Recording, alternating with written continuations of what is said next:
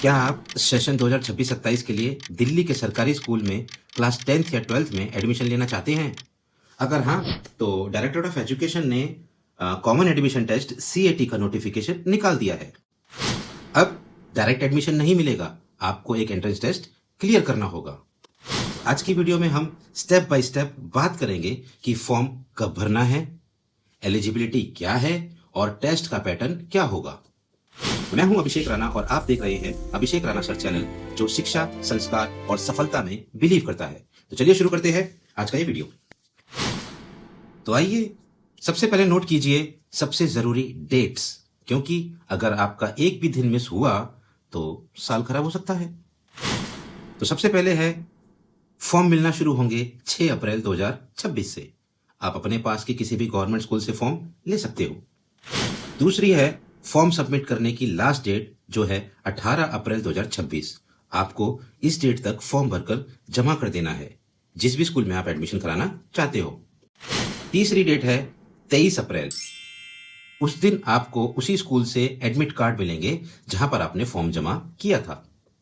चौथी है 25 अप्रैल 2026, जो है एग्जाम की डेट। उसके बाद एग्जाम की टाइमिंग सुबह 10 बजे से 12 बजे तक दोपहर तक रहेगी। इसके बाद रिजल्ट कब आएगा? 28 अप्रैल 2026 को रिजल्ट अनाउंस हो जाएगा। तो ये अब बात करते हैं कि क्या आप एलिजिबल है या नहीं और कौन अप्लाई कर सकता है।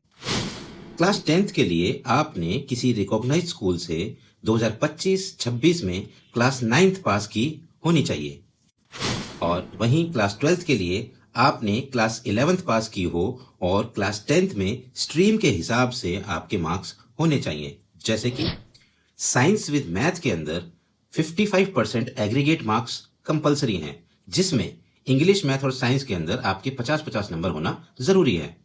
वहीं दूसरी ओर कॉमर्स विद मैथ्स के अंदर 50% एग्रीगेट मार्क्स होना जरूरी है, और उसमें इंग्लिश और मैथ में मिनिमम 45 से 50 नंबर होने आपके जरूरी हैं।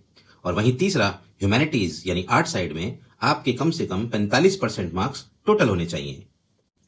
अब बात करते हैं स्पेशल रिलैक्सेशन की। अगर आप SC, ST, OBC, माइनॉरिटी या दिव्यांगजन कैटेगरी से हैं तो आपको मार्क्स में 5% की रिलैक्सेशन दी जाएगी। दूसरी तरफ NIS के स्टूडेंट्स अगर 55% मार्क्स लाए हैं तो वो सीधा ह्यूमैनिटीज स्ट्रीम को चुन सकते हैं। अब आते हैं CAT के एग्जाम पैटर्न की कि CAT टेस्ट में क्या आएगा। दोस्तों, ये test MCQ multiple choice question based होगा। आपको पेपर पर ही टिक मारना है। क्लास 10th के पेपर में 5 सब्जेक्ट आएंगे, जिसके अंदर हिंदी, इंग्लिश, साइंस, SST और मैथ्स। हर सब्जेक्ट 20 मार्क्स का होगा और टोटल मार्क्स होंगे 100। ऐसे ही क्लास 12th ये पर स्ट्रीम वाइज होगा। कॉमर्स वालों को अकाउंट्स और इकोनॉमिक्स, साइंस वालों को फिजिक्स, केमिस्ट्री, बायो, और ह्यूमैनिटीज वालों को हिस्ट्री, पोल साइंस और ज्योग्राफी का पेपर देना होगा। अब बात करते हैं पासिंग मार्क्स की। आपको हर सब्जेक्ट में कम से कम 33% मार्क्स लाने होंगे पास होने के लिए, याद रखिएगा ये बात। अगला आता है रिक्वायर्ड डॉक्यूमेंट्स की, यानी आपके जरूरी कागजात। फॉर्म भरते वक्त ये डॉक्यूमेंट्स आपके पास जरूर होने चाहिए, जिसमें पहला आता है पिछले क्लास की मार्कशीट। दूसरा आता है दिल्ली का रेजिडेंस प्रूफ, जिसके अंदर राशन कार्ड हो, आधार कार्ड हो, वोटर ID या फिर आपका बिजली का बिल या MTNL का बिल। तीसरा है आपका कैटेगरी सर्टिफिकेट अगर आपको रिलैक्सेशन चाहिए, और चौथा है आपकी पासपोर्ट साइज फोटोज। अब आते हैं एज रिलैक्सेशन एंड प्रोसेस पर। एज लिमिट वही रहेगी जो पुरानी सर्कुलर्स में है, लेकिन अगर किसी वैलिड रीजन जैसे कि पेरेंट्स की डेथ या बीमारी की वजह से पढ़ाई बीच में छूट गई है या छूट गई थी, तो डायरेक्टरेट ऑफ एजुकेशन से एज रिलैक्सेशन मांगी जा सकती है। इसके लिए आपको एनेक्स्चर C फॉर्म भरना होगा। अगर आपको चाहिए तो आप कमेंट में लिख देना हमें चाहिए, मैं आगे एनेक्स्चर C का लिंक और उसकी फोटो कॉपी प्रोवाइड करा दूंगा।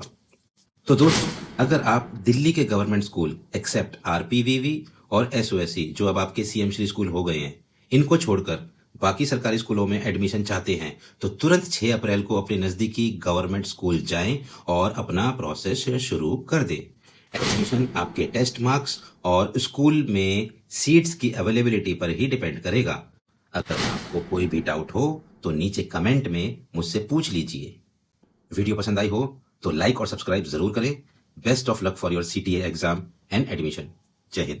फॉलो करना मत भूलना गाइस।